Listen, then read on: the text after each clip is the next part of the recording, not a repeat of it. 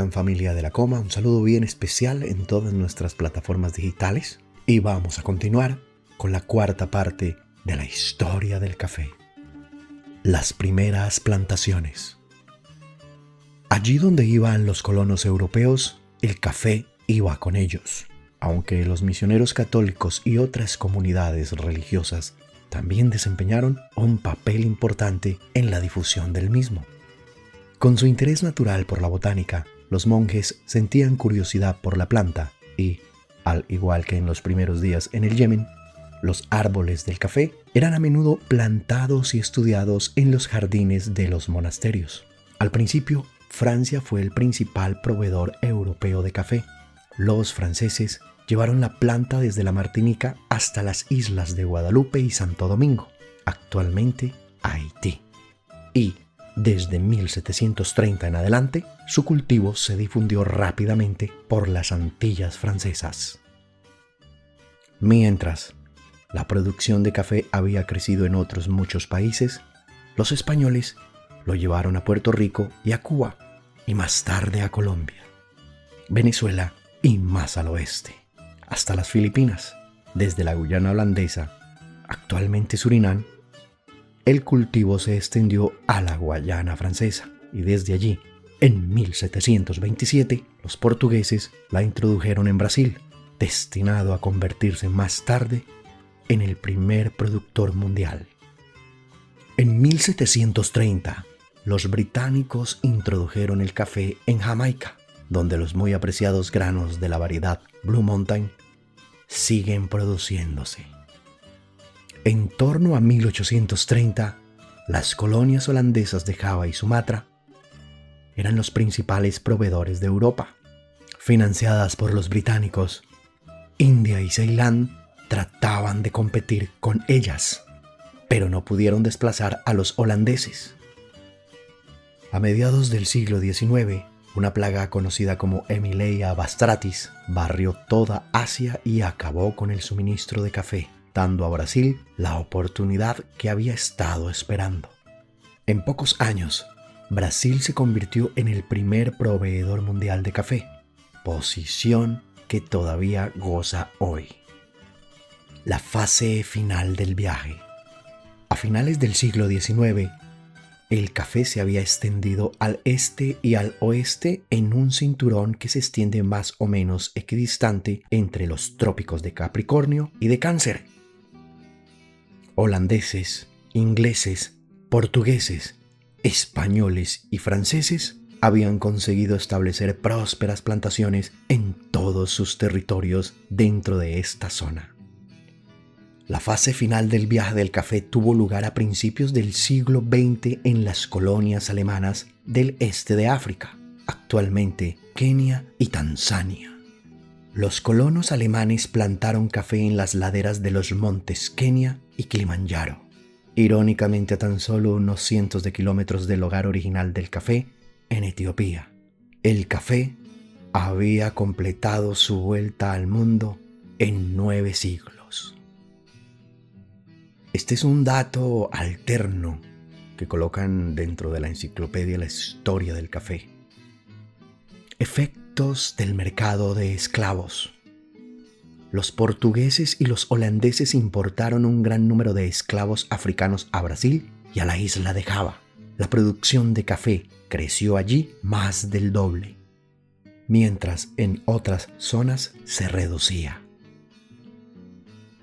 Plantaciones en Brasil.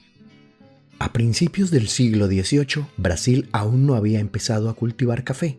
En 1727, al ser invitados a solucionar una disputa fronteriza entre las Guayanas francesa y holandesa, los brasileños estuvieron encantados de hacer de mediadores porque ello les daba la oportunidad de hacerse con algunas de las celosamente guardadas plántulas de café de la Guayana.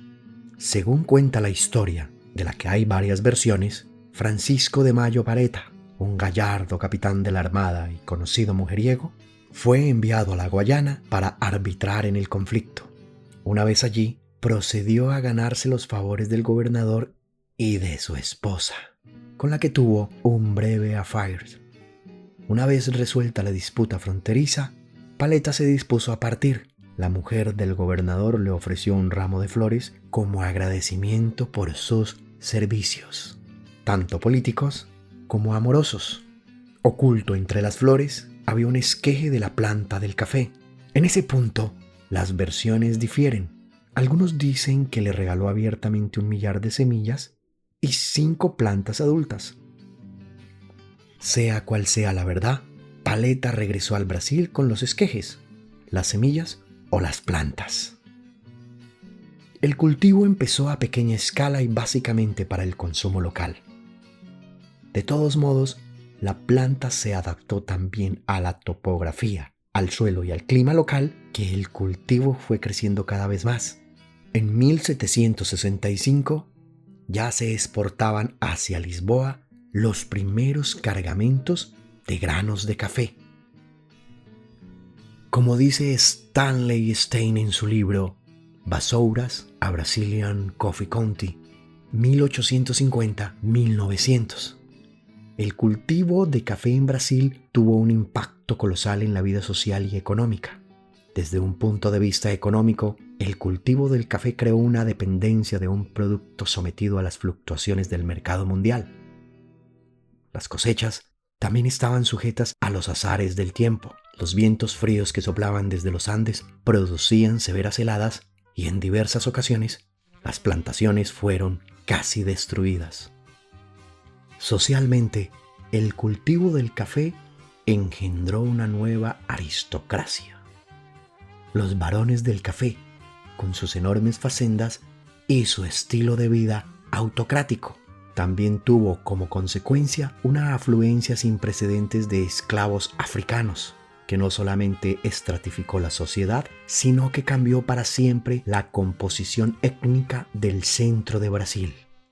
De todos modos, puede decirse que la causa última de estos devastadores cambios no fue el cultivo de la propia planta, sino que fue la insaciable demanda de café por parte de Europa. Plantadores pioneros. Los primeros plantadores tuvieron que talar áreas de junglas infestadas de mosquitos y bajo un calor sofocante. Tenían que plantar las plantas del café y también su propio alimento. Además, tenían que construir un techo para sus familias, esclavos, cosechas y maquinaria. Dado que la selva avanzaba por todos lados, estaban completamente aislados, por lo que las primeras facendas o fincas fueron el núcleo de la vida humana en el bosque ecuatorial. A medida que la afición al café se extendía entre las poblaciones urbanas de Europa y de América, los plantadores se fueron haciendo cada vez más ricos, las facendas más grandes y la vida todavía mucho más confortable. Fue una época de una prosperidad sin precedentes. El café y la esclavitud. Las facendas o haciendas, las enormes fincas de las colonias portuguesas y españolas, crecieron gracias al trabajo de los esclavos. Entre 1840 y 1850, más de 370.000 esclavos africanos fueron introducidos de un modo ilegal en Brasil. La esclavitud había sido abolida en las colonias de habla española a mediados de la década de 1850, aunque continuó en vigor en Brasil hasta 1888. El comercio del café. A pesar del monopolio árabe, los granos de café empezaron a introducirse en Europa muy pronto en los bolsillos de los botánicos. A principios del siglo XVII, podían encontrarse granos de café en los gabinetes de los botánicos interesados de todo el continente europeo. Pequeños sacos de granos de café fueron también importados por particulares ya familiarizados con la nueva bebida.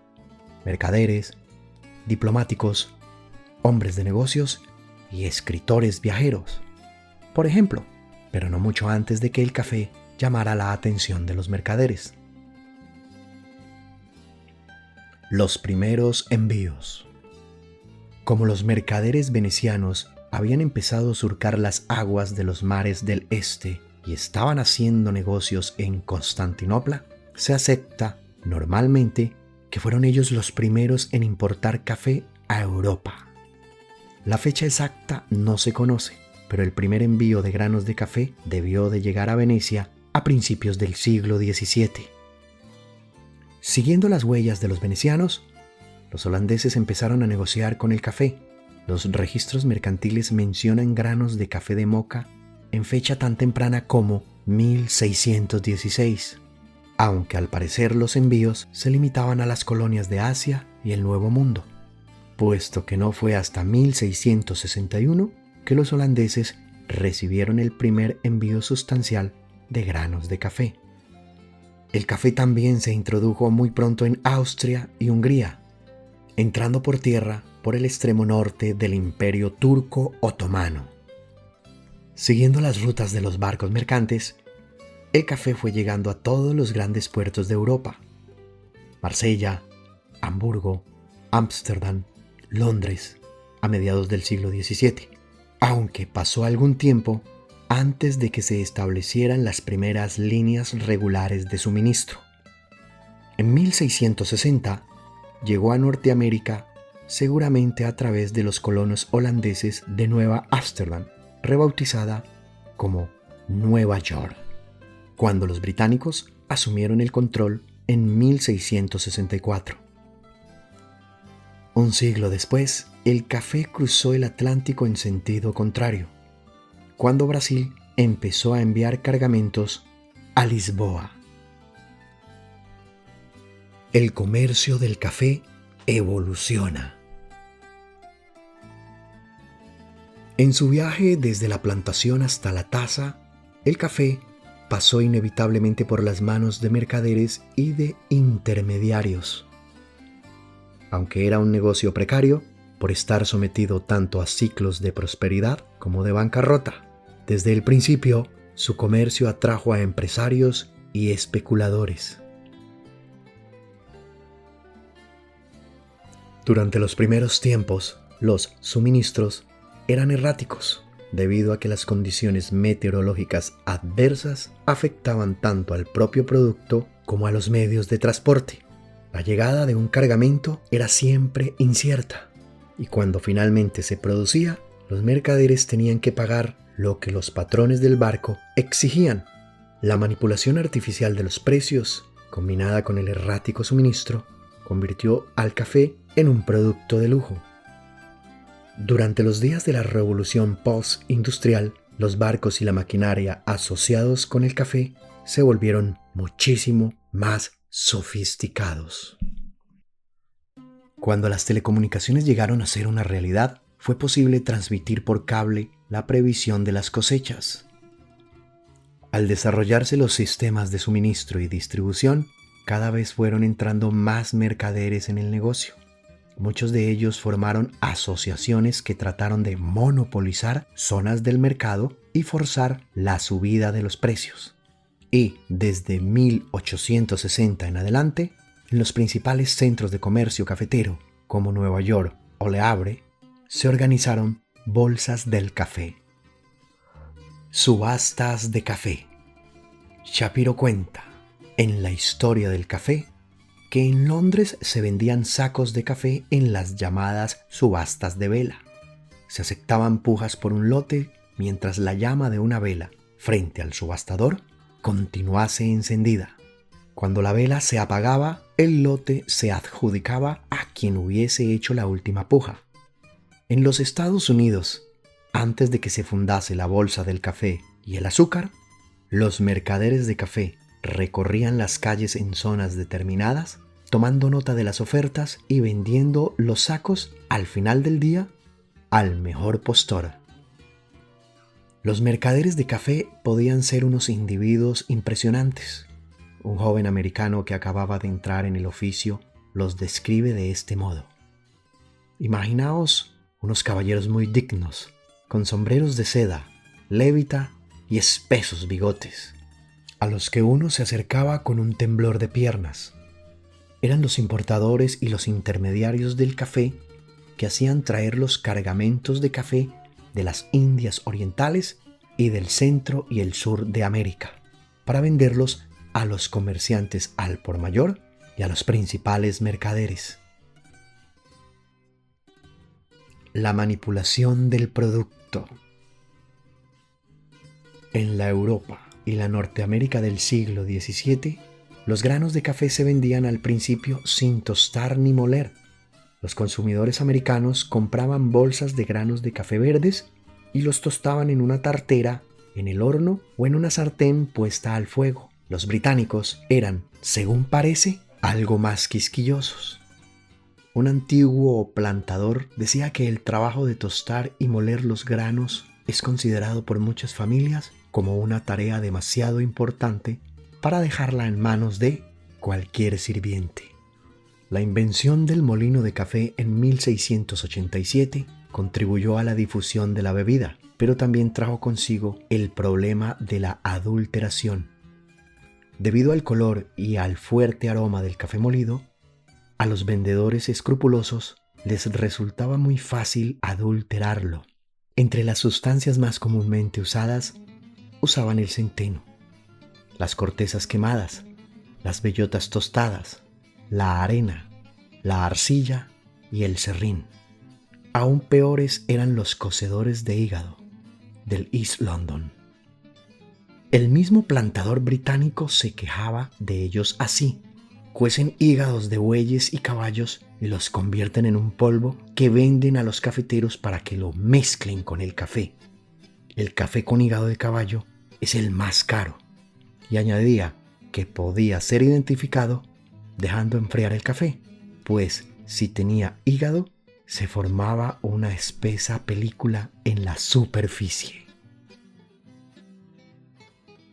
Así pues, gran familia de la Coma, llegamos al final de este cuarto capítulo de la maravillosa historia del café.